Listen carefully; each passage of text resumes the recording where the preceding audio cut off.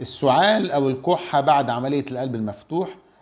طبعا السعال أو الكحة من الأعراض الشهيرة، وإحنا بنخاف من الكحة وبنحاول نقضي عليها سريعا بعد العملية عشان ما يحصلش أي تأثر لالتئام عظمة القص.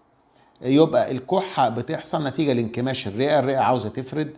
قد تحدث الكحة نتيجة لتراكم بعض السوائل حول الرئتين، وقد تحدث أيضا نتيجة للالتهابات الرئوية التي قد تصيب الرئة بعد الجراحة. نسب حدوث الكحة حوالي 1%، ودي مش نسبة كبيرة، ولكن يجب التخلص منها سريعا عشان ما تأثرش على التئام عظمة الصدر. لمزيد من المعلومات عن أمراض وجراحات القلب اشترك في القناة.